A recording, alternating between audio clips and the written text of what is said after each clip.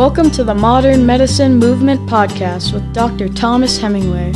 Have you ever looked in the mirror and said to yourself, I thought I'd be healthier, in better shape, feel better both physically, mentally, emotionally, and spiritually, and be further along in my life? If so, come on this journey with my dad as he explores all things health and wellness from a holistic medical perspective, even as a classically trained physician. He'll share integrative strategies to optimize health and inspire you to join the modern medicine movement. Welcome to the Modern Medicine Movement Podcast. Dr. Thomas Hemingway here. Super pumped, super grateful. This is a little bonus episode we're going to give you today because I got some feedback on my most recent podcast on the environmental toxins that we are often exposed to each and every day, commonly, and a lot of them we may not be aware of. And there were a couple there that I kind of did I'll admit, a little bit of a superficial, quick, and cursory discussion of, and they're really topics in and of themselves that could take up a whole podcast, no problem.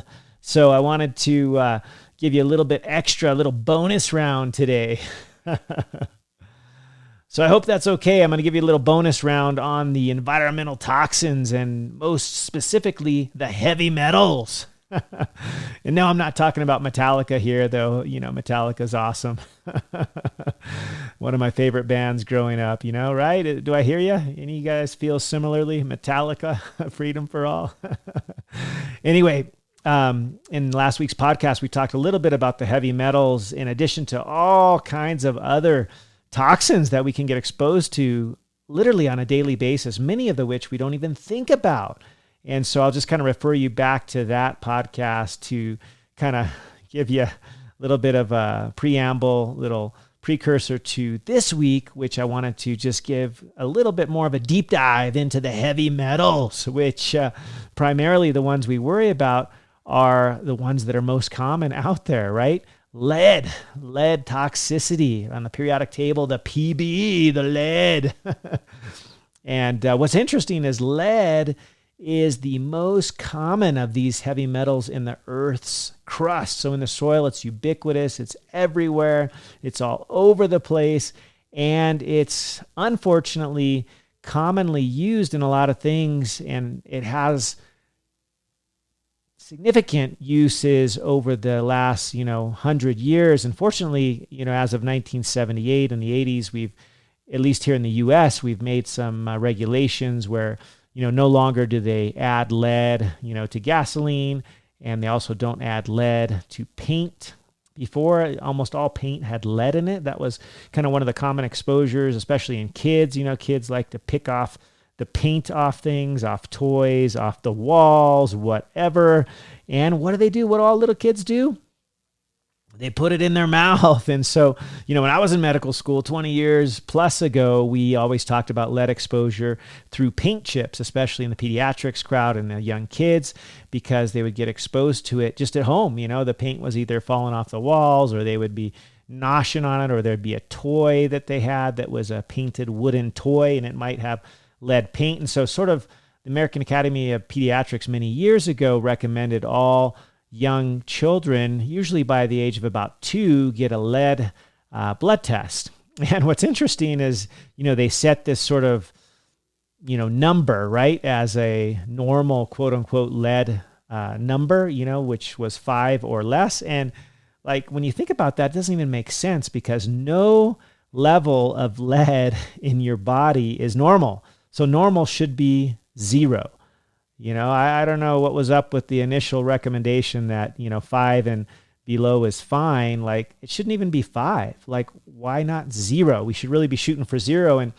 And the reason I want to talk a little bit more about this is because we're seeing cases come up of lead toxicity, and it's not necessarily something that is even considered. So I want you guys just to have in the back of your mind, that heavy metal toxicity in the form of lead and also mercury, which we'll talk about next, should really be something your doctor should think about in a lot of different scenarios. I mean, what's interesting is hypertension can have some roots with respect to lead poisoning, anemia, lots of neurologic symptoms, things from, memory problems to tingling in your arms and legs, feet and hands, what have you, irritability.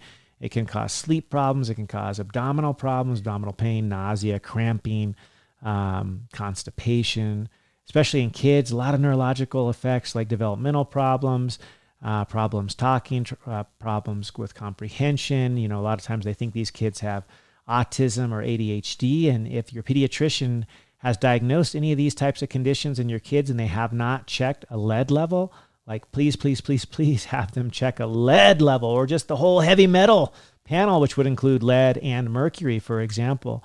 So a lot of times this is just not thought of because there's a lot of ailments that people get diagnosed with, like some of these things that I mentioned, these GI things, or hypertension or anemia or kidney problems, renal insufficiency, what have you. And they could have their roots in lead toxicity. So that's why I bring this up. And I would say the more often, presentation that we get nowadays is more nondescript. It's less common to have an acute toxicity, like somebody would ingest a whole ton of lead. That's just not common unless they lived in a home, like I said, with these young kids and they just ate lots of lead paint, Or actually one thing to think about, even though now in the US, lead paint is outlawed, they don't allow lead in paint anymore. But if you buy, toys from other countries, like most of us do a lot of times, right? From Amazon, a lot of that stuff is made in China and they don't have the same rules over there. So, I can't guarantee that the Melissa and Doug stuff that you got from Amazon that was manufactured in China doesn't have lead in the paint. So just be careful. Try to know the source of the toys you have for your kids, especially if they're painted toys, because that crap can come off, right? If they're chewing on it and they could get exposed to lead, not only from their toys or if you live in an older home from the paint. An interesting case that I heard about from a physician colleague of mine was with an individual that had some nondescript symptoms, ended up with some belly pain, some constipation, had hypertension, a little bit of kidney, chronic renal insufficiency, they thought. This doc was a smart dude and just added a heavy metal panel and found out that the patient's lead levels were quite elevated. And it turns out that the exposure was actually from these crystal, glasses. A lot of people have really nice crystal wine glasses, from Crystal. And a lot of the crystal, apparently the fancy expensive ones have lead in the glass, just like you've probably heard of lead in glass, such as stained glass windows and things like that. So you got to watch out for that. If you like to drink wine and you have really fancy goblets made of crystal, they could be leaded crystal and you could be actually getting exposed to lead that way. So just something to think about. Like I said, there's lots of things that can cause the exposure. If you live close to a factory that's burning a lot of coal, that's another potential exposure. If you like to go hunting, a lot of people are around, leaded, bullets, for example, and they're firing them. And some of the fumes that come off if you go hunting regularly, or you like to go to the shooting range. I should actually get I got a family member who's super into that and goes to the shooting range all the time. And I've seen cases where you have elevated lead levels just from doing that, just from being commonly around, the lead in bullets, basically, from being at a shooting range or going hunting a lot. So it's not something that, normally people would think about. But apparently, with the combustion of the gunpowder and the bullets going off, some of that lead gets airborne and, most people don't wear a mask. Maybe now if you go to a shooting range, you have to wear a mask. But if you're shooting outdoors or whatever, who would have thought going out hunting, you need to wear a mask, right? You're by yourself. But it's possible that some of that lead gets up in the air and you get exposed to it. And so that's just another thing to think about. If you buy pottery type items, vases, and like I said, certain ceramics from out of the country may have lead in the paint that they use, as well as, like I said, the leaded glass, especially the crystal goblets, for example, storage batteries. Somebody who works a lot with batteries and electrical stuff can have exposure to lead. Specialty paint sets, if you're an artist, be aware some of your paint might have lead in it. So just, things that we don't always think about. Also, besides the older paint in your building or apartment or home, before 1978, if it was painted prior to then, if the piping was done prior to then as well, if you got a home that's, say 50 years old or so, it could have some lead in the pipes. A lot of times when they would solder pipes together, they would use lead. Also, if you like to do electronic stuff at home and you use solder, sometimes there's lead in there as well.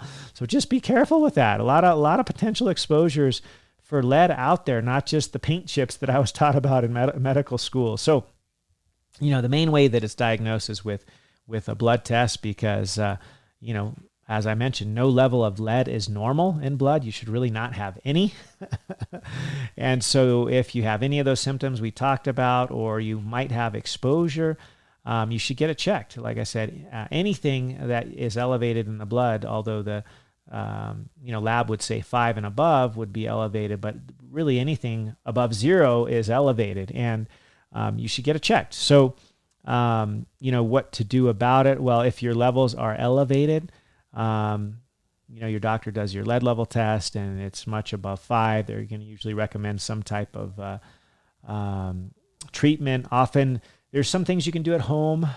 Some things that if you have just a minor level, like maybe 2 or 3, you can do some dietary things to help your body's own processes to get rid of toxins, like with the liver. One of them is to increase the fiber in your diet. It sort of helps chelate. Chelate is just a fancy medical word for trap. It traps the lead, and then you poop it out. So chelation is one thing that may be recommended, and that's something that you should do under the direction of your healthcare provider, your physician, or other qualified healthcare provider. But first of all, like I said, is you got to suspect it or think about it, or get your doctor to think about it, because most of them aren't doing heavy metal panels on most adults, at least not, the mainstream Western trained medical doctors so much. Maybe the pediatricians do, like I said, in young kids at 2 years of age, and functional medicine docs are usually considering this more often. So they do more heavy metal panels, which is awesome, because guess what? We're finding cases of it with both lead toxicity as well as mercury toxicity. So something to think about. Definitely want to think about getting the test done, and then if the levels are elevated, chelation, and under the guise and treatment under the direction of your medical care provider, your physician or other licensed qualified provider. So I don't want to get into that too much, because that's really something that your doctor should be able to talk with you about in detail, your provider, the chelation process. Not really something I'd recommend you just go out and do on your own. Although if you can't talk your doctor into getting a lead level test, there are some mail-in test kits that you can get. I'm not recommending any particular one right now. None of them, I don't want to be sponsoring any businesses at this point and whatnot, but there are some qualified labs out there that can do that test. If you want more information, you can reach out to me and I can give you a couple of examples, because sometimes those doctors out there, they just don't want to listen to their patients and they don't want to check a lead level, which I think is silly. Anyway, think about it. That's the key. If you don't suspect it, it'll never get figured out, diagnosed, found out. So number one, you have to have a little bit of, suspicion. You got to think about it, because I'm telling you, it's out there. I've been surprised with several cases over the years. It definitely comes up more often than you would think. And when you're scratching your head and you can't figure out what may be causing these symptoms, and it doesn't hurt to just get the test done. So that's enough for lead for now. Heavy metals, the lead. The next one I want to talk about is mercury. And the reason I want to talk about mercury is because it is also fairly ubiquitous in the environment, and it's actually easier than you would think to get contaminated by mercury. In fact, nowadays we have these fluorescent light bulbs that basically everybody is sort of requiring that we replace all of our old school incandescent bulbs, the ones that I always had growing up. They got real hot when you touched them, and, they burned more electricity, whatever. Now we got to use these CFUs, and all of those CFUs have in them, guess what? They got mercury in there, which is not awesome, right? Because it's toxic, and you don't want to get mercury toxicity. And if you break one of these things, be really careful how to clean this up properly, because you don't want to get exposed to it. So, and when you throw them away, you should not just throw them in the trash. You should put them back carefully in the box, and then usually your the places that you go to, recycling places or where you go to put your trash or whatever, they usually have a special area where they would put the CFUs, CFLs, I should say, those new lights that we all are using, because they're not safe to just dispose in any certain way. So I would actually go with LED lighting nowadays. You have a choice. LED lighting doesn't have the same toxic potential, but the ones that I was required to replace in my home when we built a couple of years ago were all of those that are fluorescent, the compact fluorescent lights, the CFLs, and they all got mercury in there. So be careful with it. Dispose of it properly. If you break one, call poison control. They'll tell you how to clean it up properly, and you don't want to get that stuff in the air and then breathe it up. It's nasty, nasty stuff. But besides, from those, another super common source is from fish, right? We talked about this, and a lot of people like me love fish, and it's usually the bigger fish, the fish that eat the smaller fish, because they tend to get concentrated. The mercury levels get concentrated in the bigger fish. The smaller fish are in mercury contaminated waters. They get some of it. And then when the bigger fish eat the smaller fish, it just kind of becomes, synergistic, and the levels just, go up, right? They get into the big fish because they're carnivores, right? They eat the smaller fish, and they get concentrated in the tissues. And so the bigger fish, like the ahi, tuna, the jack, the mackerel, they're the ones you got to be a little bit more concerned about. Big eye tuna, yellowfin, albacore. And what I found is that people, like when I was a kid, we ate tons of tuna fish. And that stuff, there's been a couple of recent studies done looking at the amount of mercury in just canned tuna fish. And it's surprising, like legit, you can get significant exposure if you were like me, eating tuna fish nearly every day through my teenage years. My mom thought it was healthy, and she was able to get it dirt cheap. So I ate tuna fish every single day, and geez, I never got my mercury level checked, but who knows? I don't eat tuna fish anymore, for that matter, because number one, I'd rather get fresh fish, and two, it's pretty hard to find tuna out there that's of good enough quality that you won't find elevated mercury levels in the tuna fish. So I don't eat tuna anymore. If you do eat it, just don't eat it every single day. Try to get the best sourced tuna that you can get, and hopefully somebody has done a mercury level on that. There's some online websites where you can check. And like I said, there's been a few studies looking at that, but it's super common. And it's one of these things, just like the lead toxicity, that is just not thought of very much, which is really frustrating. And so number one, you guys have probably heard of this, but like for ladies that are either planning to conceive, who are pregnant, they generally recommend you don't eat much, if any, fish.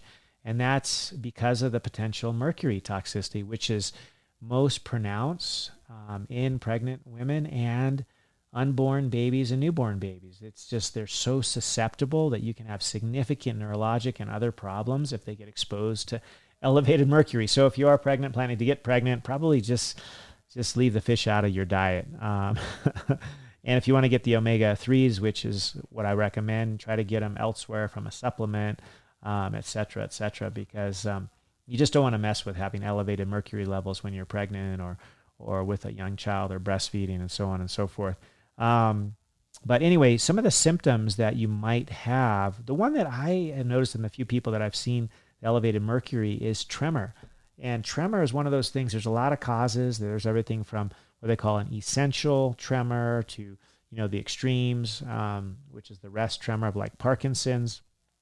But one of the symptoms that I found in some folks that we found mercury toxicity was because they presented with tremor. And that's, the shaking, right? So that was the thing that kind of was the tip off to me. But there's a lot of symptoms related to mercury poisoning, and it can be everything from, usually there's some sort of, neurological type presentation, either numbness or tremor. There can be memory problems. People might just be like foggy, like I got brain fog, just not quite as clear. Also anxiety, depression, irritability can all be potentially from mercury. So gosh, I wish I would have been able to check my mercury level when I was eating tuna fish every day, because there were some times I'm told that I might have been a little irritable, my mom tells me. So anyway, I actually made her check her level because she still eats tuna and, it wasn't zero. And like I said, mercury, kind of like lead, really your number should be zero. You really shouldn't have an elevated level because we don't need that. We don't need that heavy metal, and we would rather not have it. And so it's a toxin, and we should get rid of it. Our liver does have some ability to get rid of toxins, and bile acids and bile salts help trap them and chelate them, and then we can poop them out. But just at a low level, if we're getting exposed to it on a daily basis and we're just overwhelming our liver's capacity to detoxify this heavy metal toxin of either lead or mercury, like I'm speaking of now, you might need treatment like chelation, which should, of course, be done under the supervision of your medical care provider, your physician, or other licensed professional, because you can get significant long-term effects from it if you don't recognize it early enough, especially in kids. So I don't really, my kids, my youngest kids, I got 2 little girls, they don't really even like fish, which is perfectly fine. I don't force them to eat it. I try to get well-sourced fish that's caught in the wild. It's caught and I'm able to purchase it fresh, which is the best. So when I'm on the mainland USA and not in Hawaii, I just don't eat much fish. It's just hard to get any fresh fish. So the other thing I hadn't talked about, and I wanted to, but in mercury is like the quicksilver, right? It's liquid at room temperature. It's found in thermometers. If you break a thermometer, you don't want to be inhaling that stuff. You don't want to be touching it. You need to put special gloves on. That's kind of the old school thermometer. The kind that I grew up with had mercury in it. I don't think many of them nowadays, mostly we get these electric thermometers. So that's not something to have to worry about as often. But the one thing that people don't think about as much as they should is with dental fillings. The old school amalgam. If you open your mouth, and you see any dark metallic fillings, those may have mercury in them. And I've seen some patients that was their source of the mercury toxicity. It wasn't that they were eating a bunch of fish. It was actually from their dental fillings. And so if you've got a whole bunch of metal in your mouth, dental fillings over the years, most of that amalgam not only has silver, the dentist will tell you that it's silver, but it's not just silver alone. It's usually silver coupled with mercury because the mercury is cheaper. And they just make this mix, this amalgam mix. And so some people have actually needed to get these removed.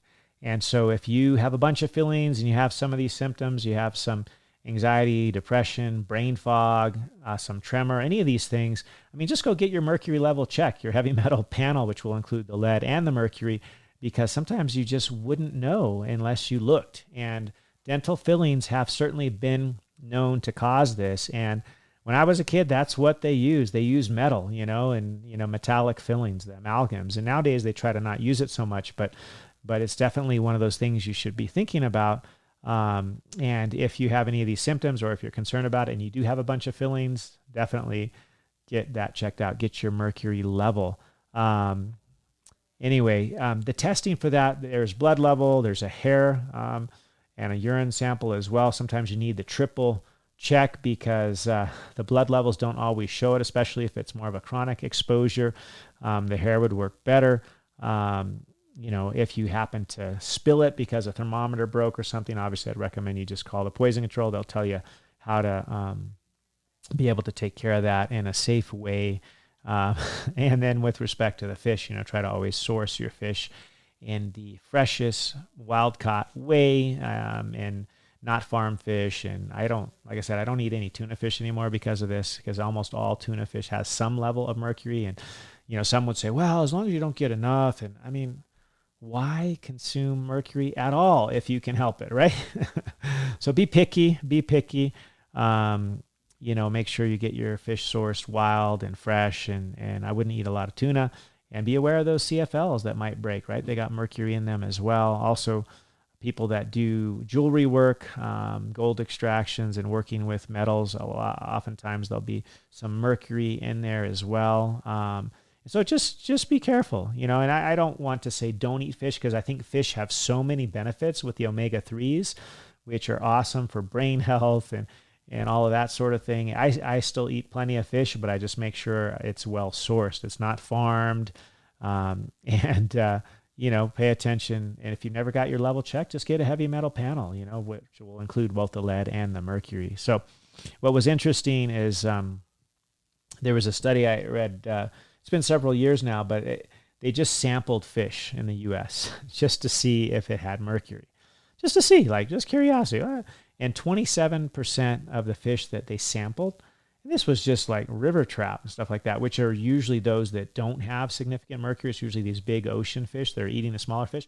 Well, 27% of the fish from the streams in the U.S. that they sampled had elevated levels of mercury. What the heck? These are stream fish, right? And when they've looked at other fish, like I mentioned, the bigger fish, swordfish, shark, I don't know who eats shark, but swordfish, shark, tuna, mackerel, these big fish tend to have elevated levels compared to other smaller fish. And so, just be aware. There's a lot of data on this. If you were to look at the numbers in parts per million, the top of the list would be like the swordfish and the shark, because they're eating, they're the top of the food chain. They're eating these smaller fish. So just beware. I don't eat, try not to eat any of those, swordfish or shark, or I don't really do mackerel either. Big-eyed tuna occasionally, but I just like the ahi tuna. And those are, sort of still in that possible elevated level. So I don't eat it every day. In fact, while I'm on the mainland, I almost never eat fish. But when I'm in Hawaii, I might eat fish once a week because I love it. I love sushi. I love fish tacos. So I don't think it's worth stopping, eating fish. I think fish is awesome, has lots of benefits, but just pay attention to the source. And if you're at all concerned, just get your levels checked. So that's it. I just wanted to give you a little update on the heavy metals, the lead and the mercury, because they are found way more often than you would think. And it's just one of those things that if you don't look for it, if you don't test for it, you would never know. And as mentioned with young kids, in both of these scenarios, both with lead and with mercury, they're most susceptible. You don't want them exposed to these things. So make sure you don't have the leaded paint. You don't have, toys that are painted from China that might have lead in there. They're not getting exposed from, broken glass or the, like I mentioned, the CFLs that's got mercury in there. And, if you have any old thermometers, obviously keep them away from the kids, all that fun stuff, because, that stuff spills. It looks cool, right? It's a liquid metal, right? It looks cool, but stay away. Don't touch that crap. You got to have, highly protective gloves on. You don't want to absorb any of that through your skin or breathe it in. Bad. You don't want that. So I hope that's helpful for you. Feel free to share it on your social media, post it up, tag me. Any questions, feel free to email me, modernmedicinemovementpodcast@gmail.com. Find me on Facebook as well, on Instagram at Aloha Surf Doc. And appreciate you guys. Appreciate your time, and share alike. Aloha to everybody out there. And that's the wrap. So that's the bonus, a little extra heavy metals, because I love heavy metal. Just the kind you listen to, not the kind you get exposed to, right? Stay away from the lead, stay away from the mercury. And if you have any suspicion that you have been exposed to this kind of thing from your dental fillings, from your crystal, fancy wine glasses, or from paint on your walls, toys, CFLs that have broken and you've cleaned up, or whatever it may be, too much tuna fish or too much fish, just get your levels checked, because you won't know until you look. So that's all I got for you today. Get your levels checked, your heavy metal panel, and love you guys. A big aloha.